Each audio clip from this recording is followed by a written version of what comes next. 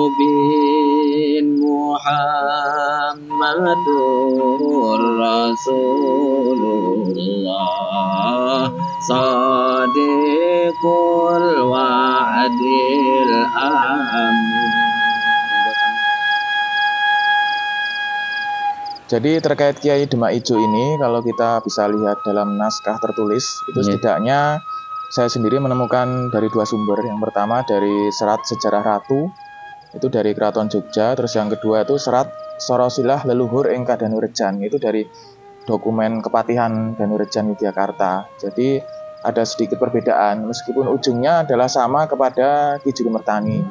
Jadi untuk versi serat Sejarah Ratu, itu Kiai Demak Ijo alias Tumenggung Widonegoro, putra dari Pangeran Mandurorejo Kaping Sepindah atau Pangeran Mandurorejo pertama bin Pangeran Adipati Manduronegoro bin Ki Juru Mertani atau Ki Adipati Manduro atau Ki Adipati Mandaraka.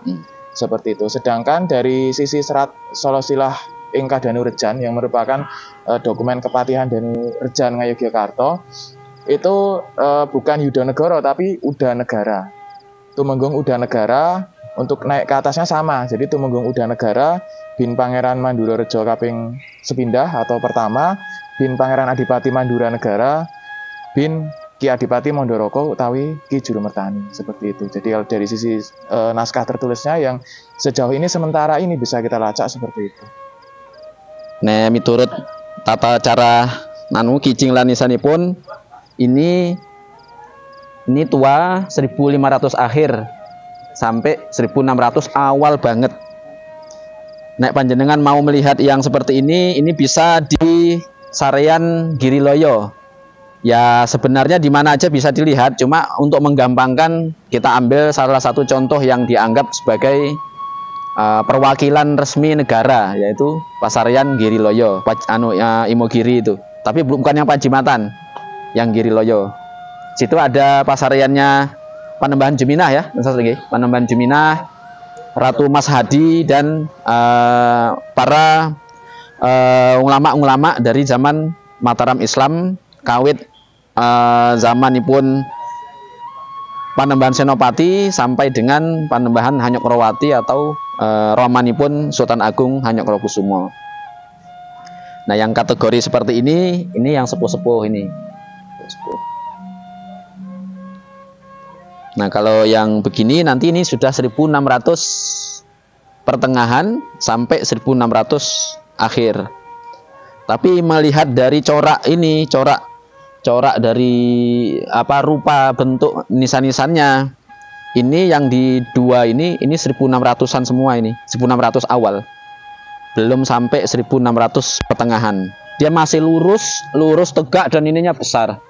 Kalau panjenengan susah naik ke Giriloyo, nanti bisa dilihat nisan seperti ini di Sarean Ki Ageng Karanglo Ngipik. Nah, Ngipik Wiyoro itu. Itu Gambiran juga. Gambiran juga ya, Ki Juru Kiting juga ada di situ di Gambiran.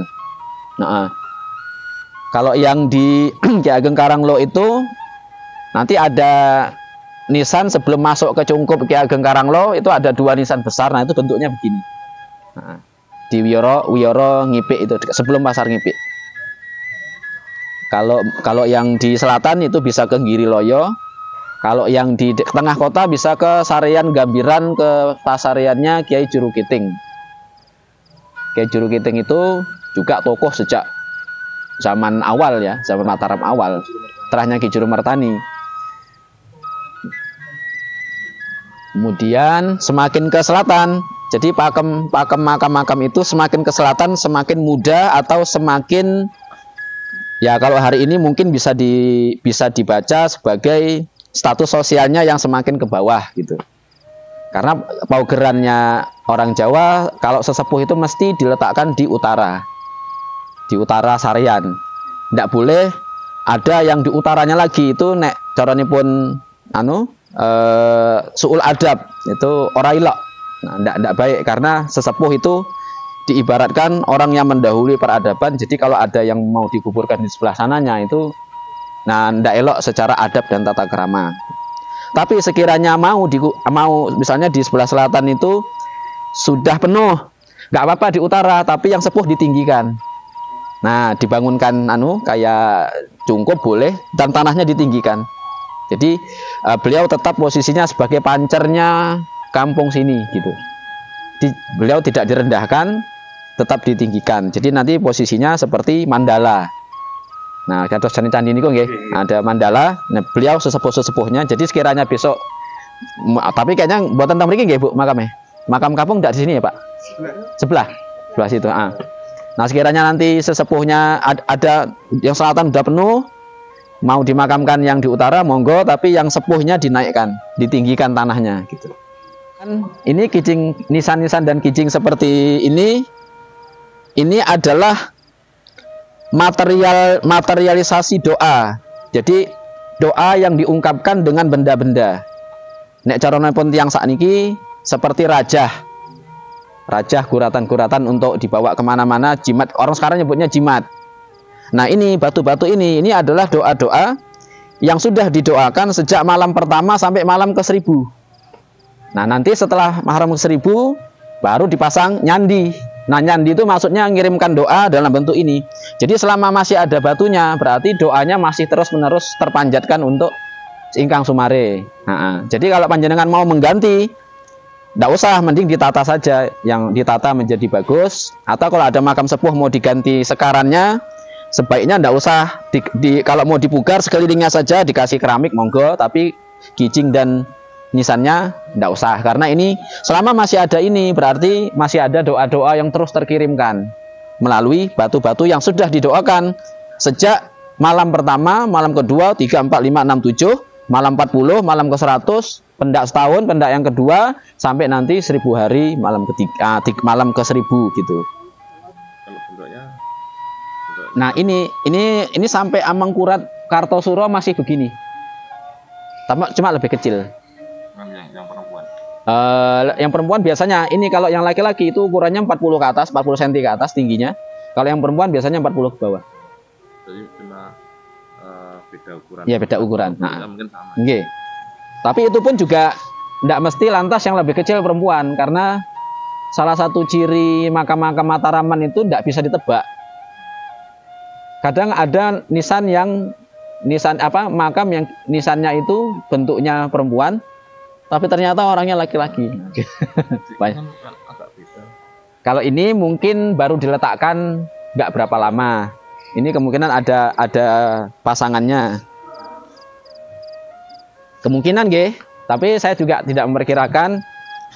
Ini biasanya batu-batu begini dipakai di Kulon Progo, Bantul Selatan Kulon, nggih. Nggih. Di Makam Sewu itu banyak yang gini. Jadi kalau sekarang, jadi kira-kira untuk menempatkan beliau-beliau ini, kalau sekarang itu lurah itu harus S1 misalnya. Nah, kalau dulu yang jadi lurah itu ya minimal wali gitu. Sehingga di setiap desa itu ada walinya yang nanti belakangan oleh para leluhur dulu disebut Sing Mbah Reksa. Nah, gitu. Iya, Mbah Reksa maksudnya simbah yang ngereksa daerah sini gitu. Maka disebut Mbah Reksa. Kalau dilihat secara keseluruhan semuanya ya ini istimewa semua, secara spiritual ini istimewa. Nggih, besar-besar ini. Dan niki Pak. Niki sedaya pun ulama. Nggih. Dados jadi masa itu tidak ada pemisahan seperti hari ini, mana yang ulama, mana yang bukan gitu. Jadi orang keraton itu harus meguru ke wali sunan siapa gitu. Jadi syaratnya jadi orang keraton itu harus meguru gitu. Nyantri. Jadi sehingga yang di keraton itu siapapun orangnya ya mesti ulama gitu. Meskipun nanti pembagian tugasnya beda-beda gitu. Nek sakniki kan dipisah, si santri pundi, abangan pundi, priyayi pundi ngoten. Itu pun buatannya orang Londo itu. Nah, untuk identifikasi ya semonggo mawon nek niku. Dengan demikian, kalau makamnya begini berarti di sini dulu ada pesantrennya. Nah, tempat mendidik. Misalnya kesatrian apa gitu. Untuk disiapkan nanti ngabdi ke keraton. Nanti biasanya kalau yang keraton butuh orang, ambil dari pesantren-pesantren yang tersebar. Kalau enggak, nanti yang dari sini dikirim kemana, buka peradaban di mana gitu. Saya menyebutnya tuh jeneng. Jeneng itu nama yang diberikan oleh gurunya ketika sudah wisuda. Di ilmunya sudah jangkep gitu. Nah, nanti gurunya ngasih nama. Jeneng itu, kalau itu jeneng namanya. Nggih. Kalau yang nama lahir kan asma. Nah, itu pemberian orang tua. Nah, kalau jeneng itu mesti pemberian guru, atau kalau masanya para wali songo ya itu pemberian sunan siapa gitu. Nggih. Nggih niki bener ini masa kalau yang kayak gini-gini masa mudanya ini ke lapangan gitu, tapi begitu masa tuanya ngajar di sini gitu. Ya ke lapangan artinya ngecek kondisi urusan negara, tapi begitu sudah mandek pandito ngajar ngaji anak orang gitu. Kira-kira gitulah. Nah ini. Kita tahu mungkin karena ini makam yang tua, jadi perlu kita rawat. Insya Allah kedepannya mungkin lewat rapat-rapat ke atas, rapat-rapat rembuk dusun, mungkin bisa kami sampaikan tentang sedikit yang saya dengar dari tutur tinular dari Bapak Yasir tadi tentang sejarah, dilihat dari motif-motif nisan yang ada, udah usianya yang udah begitu lama, tahun akhir 1500 sampai 1600. Berarti kan paling tidak ya kita mengetahui bahwa cikal bakal kita itu orang-orang yang terhormat begitu. Ini menunjukkan bahwa kampung ini tua, Pak. Kampung ini tua. Yang pertama, yang kedua, ini sebelum masyarakat hari ini ngadakan masjid, nindakakan azan, iqomat, sholawatan, mereka-mereka ini sudah lebih dulu ketimbang yang hari ini. Jadi ini kira-kira kalau saya kronologikan 500 tahun lalu mereka sudah lebih dulu azan di sini. Terus azan niku kula panjenengan sedanten sakniki niku nuwun sewu, itu belum ada apa-apa ketimbang mereka-mereka yang sudah 500 tahun membuka wilayah sini gitu. Nah, karena itu warga-warga juga paling tidak ya kirim doa ke sini gitu. Dirawat, dikirimi doa, karena ini membuktikan bahwa kampung ini tua. Kalau makamnya aja gini, ini kan makam tadi nisannya nisan 1500. Oke. Berarti kan mereka-mereka ini sudah hidup di sini sejak 1400. Artinya kampung ini sudah 600 tahun. Gitu. Jadi kalau jenengan nanti ketemu makam niki tahun pinten? Oh, ini coraknya 1700.